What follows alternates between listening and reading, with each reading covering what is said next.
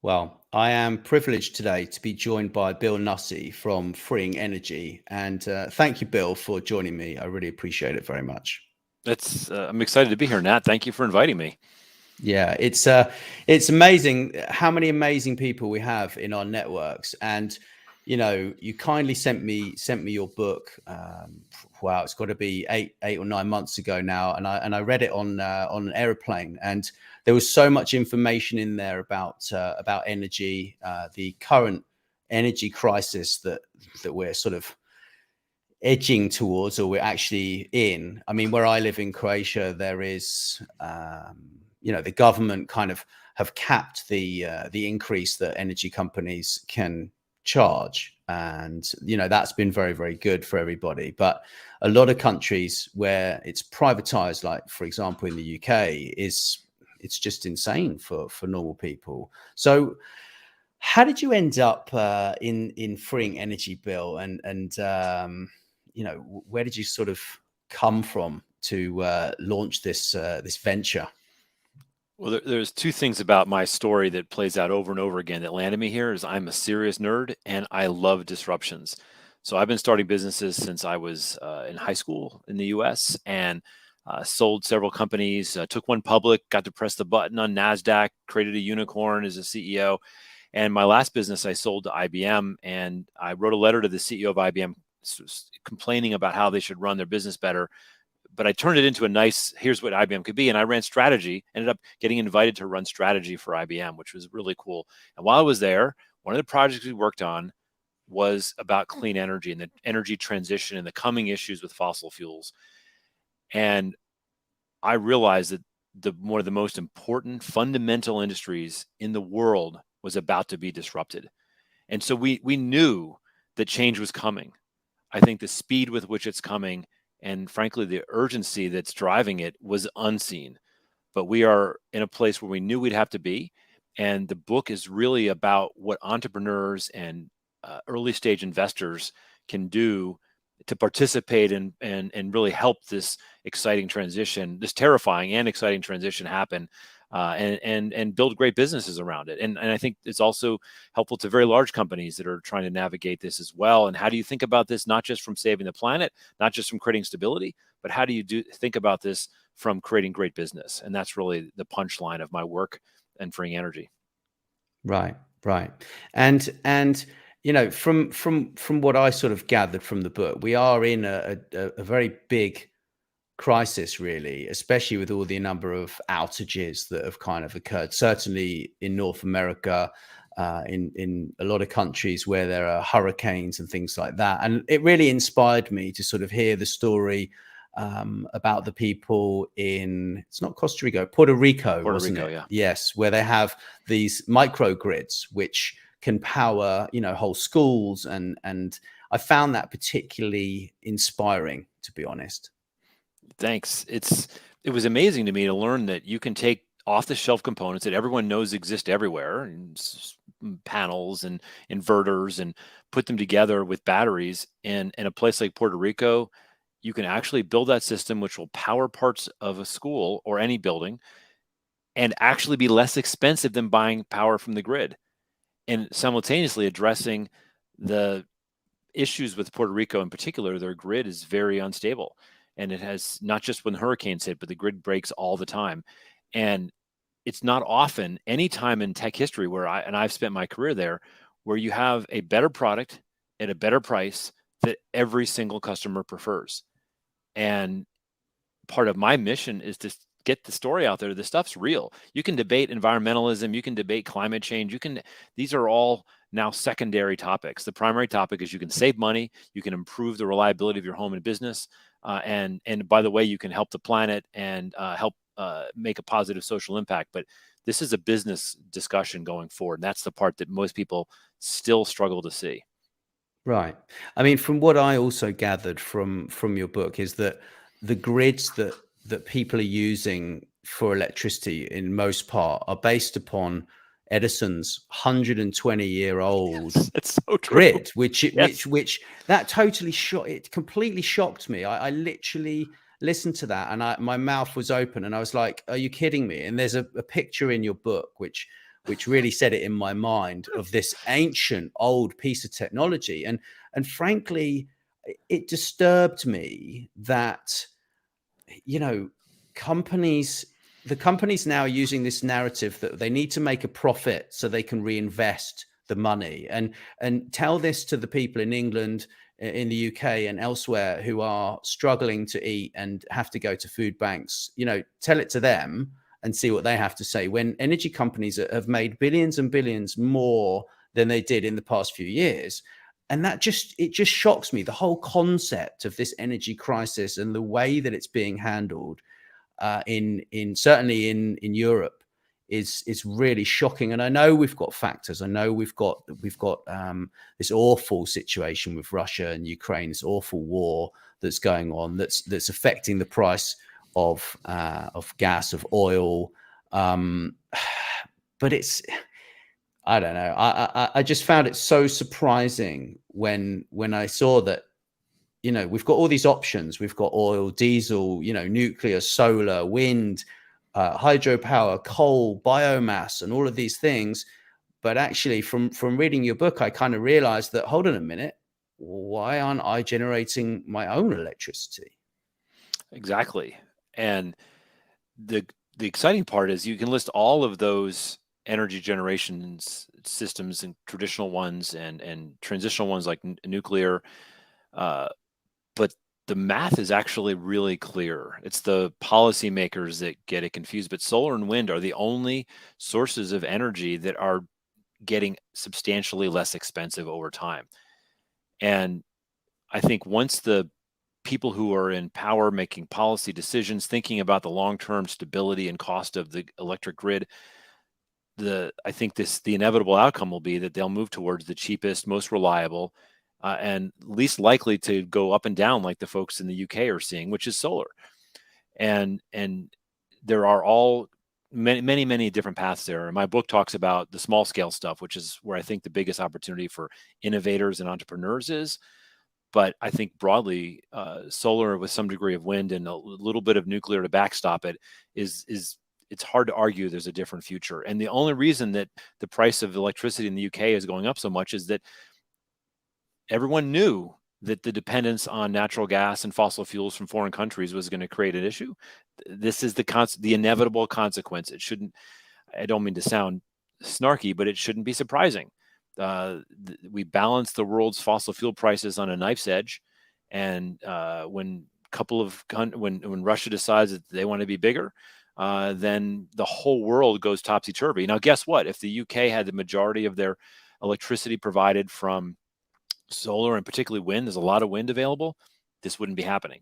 So this is the consequence of a multinational fossil fuel supply chain. And if there's a good silver lining, as we say, it's that everybody involved is going to push towards renewables, and not because they're trying to save the climate, not because it's even cheaper, which it is. They're just, renewables have another great characteristic, which is their prices are stable. That alone is going to push Europe to embrace renewables faster than they ever imagined. Wow. It's something, you know, people a few years ago were so excited about the solar panels, and here in Croatia, people are kind of very slow to embrace this. And I think it's like a lot of countries, the government slows these things down because there are, in many places, I would say, I'm not going to say collaborations, but I'm going to say there are reasons that governments don't push this legislation through, which allows smoother adoption of these sorts of electricity methods. Would you agree with that? I think you could answer that by saying that the largest industry in the world on every country is energy. And it's not just an enormous industry, it's also fundamental to the way societies operate. And upsetting that industry is politically dicey. And in fact, worse than that, if we push it too far and too fast, which a lot of advocates would like to see. It's moving way too slow, but they'd like to see it way too fast. But the disruption means that we could actually see our energy systems, which are generally very stable, even with price hikes in the UK aside, they're still very stable. You could see actual instability, which would be tectonic shifts in the world economy. So I think that we could move much more quickly, but governments are remiss to do it for a whole host of reasons. One, because it works, they don't want to mess with it. Two, because the energy industry and the electricity and hydrocarbons in governments are so intertwined. I've interviewed over 400 people when I wrote this book, a lot of them in electric utilities, in oil and gas companies, and in governments. And it's easy to paint this as sort of nefarious, behind the scenes, people doing, I don't know. I certainly didn't see any of that. I'm sure it exists. I'm not naive, but I think everybody that I talked to had a credible story. They want to do the right thing, and this is a whole new system. Solar, wind, batteries. This is a brand new idea. What if it doesn't work? How do we go back? So I think that some of this is just genuine caution. But I am ultimately a capitalist, and energy is one of the most capital intensive industries in the world. And as a result, whether the policymakers embrace it or resist it, it is an inevitability. It is happening. And the Ukraine Russia war is just, especially across Europe, is opening eyes that we need to get onto this transition now. We're not going to wait another 10 years. And it's happening. Right, right. I understand that completely, because it's like any new adoption. If it's rushed too fast, it could literally Yeah. destroy a lot of things. So in terms of the power companies themselves adopting this, have you seen much adoption when it comes to them actually signing up to solar, or is this really for sort of people like me or and you who get solar panels and then sell the electricity back to the grid ourselves, or direct to people? There's a story in my book that's a true story, but the person I interviewed was unnamed. And it was a large electric utility. And the executive said to me, listen, we love solar and wind. They are actually cheaper than any other way we generate electricity. And we are embracing them as quickly as we can do it safely. I think other people could say they could do it faster, but from their view, they're doing it as quickly as they feel comfortable. He said, but he said, I'm a dollars and cents kind of person. I don't think it's wise for us to be thinking about putting it on rooftops. He said, it's very simple. It costs 1/2 to 1/3 for us to build out a large scale solar and wind plant than it does to put solar panels on a roof. And so I let it hang there for a moment. And I came back and said, it's cheaper for you. And you could tell his gears were turning. I said, so if you put up a 100 megawatt solar plant, say 50 miles outside the city I live in, and you turn it on, will my electricity bill go down the next minute? And he goes, well, no, it's a complex. Okay, that's all right, fine. I get it. But over time, you'll be more profitable, I thought to myself. But if I put solar panels on my roof and I turn them on, my electricity bill goes down that second. So from my point of view, solar is actually cheap. Small scale solar is actually cheaper for me. And last I checked, I am the customer.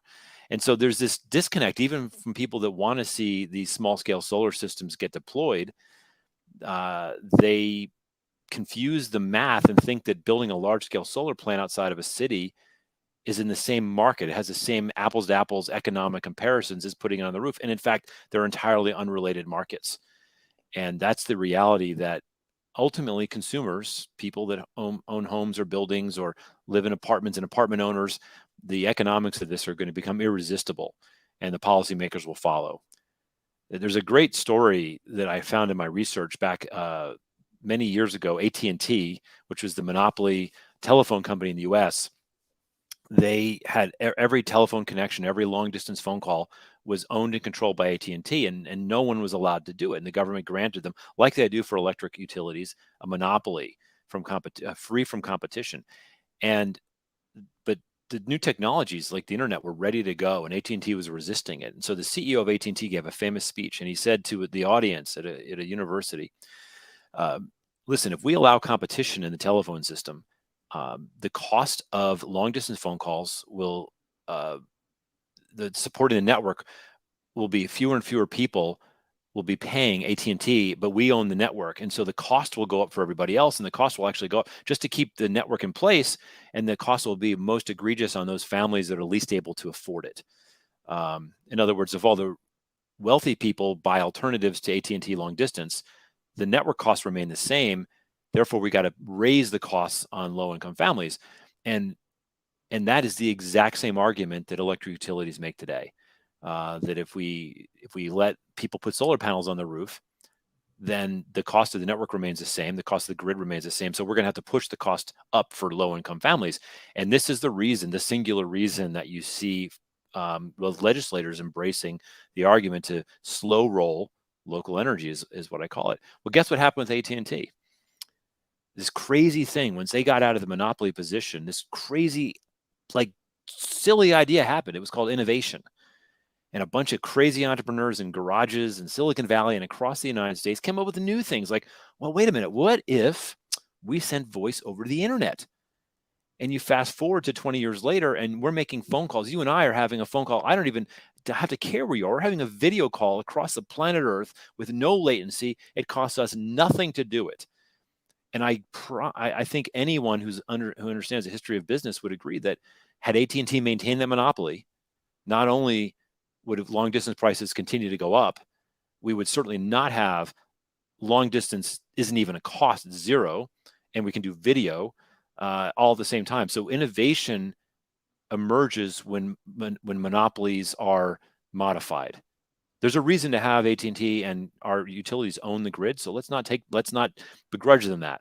But we don't have to have quite as tight a monopoly, and innovation will happen. And I believe electricity will see similar levels of innovation, maybe not price drops, but similar levels of innovation that telecom has had that allows you and I to have this discussion today. Wow. So what about green building then, and how, do you think people are sort of a bit wasteful when it comes to their energy, or do you think that that's not really relevant? Because I know things need to be a lot more people need more insulation. They need to, do sorts of things like that, so then they can retain the heat for longer and this sort of stuff. Do you think green energy is an important part of this sort of conversation? Green building, sorry. Very much so. It's all of the above, and efficiency is often the least expensive, longest term way to reduce your energy bills. You still need to generate it, but hopefully you can generate less.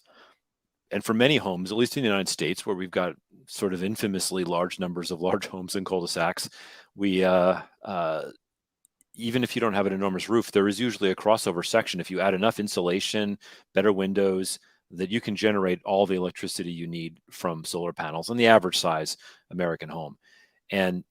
But if you have a wildly inefficient or old home, your windows are single pane, you don't have your doors are leaky, then you just can't generate enough electricity to power your air conditioning or your heating, and you have to go back to the grid, which is just wasteful. So the cheapest first step, and I say this in my book, is to get rid of the obvious inefficiencies in your home, and that after that, self-generation, on-site energy, local energy, whatever you call it, starts to make a lot of economic sense. Right. And that also counts for business and industrial buildings as well, right? Is it a similar kind Doubly of so. thing? Doubly so. Right. Yes, absolutely.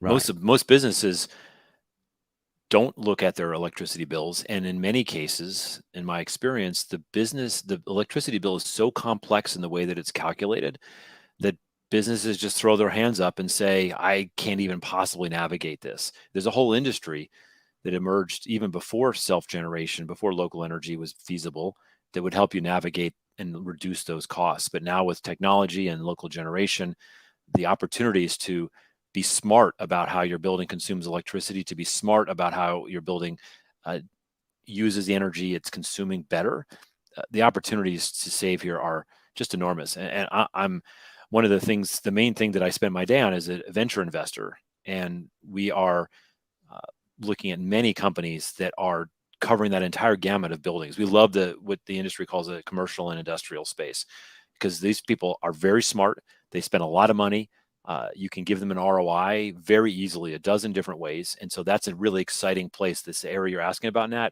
this is the most interesting space for the clean transition that I can think of right now. Wow. Wow. Well, thank you, Bill. I've learned a lot, and I know people would probably love to connect with you. And certainly, I recommend that if you're listening to this, you should definitely read Freeing Energy and check out Bill if you want sort of more information. And I really appreciate it. Thank you. It's a pleasure. I really have enjoyed it, and thank you for having me. Thanks ever so much. Cheers. Thanks very much for listening to Influential Visions. Please make sure you share this episode with your friends and business connections. And don't forget to drop us a review wherever you listen. Thanks.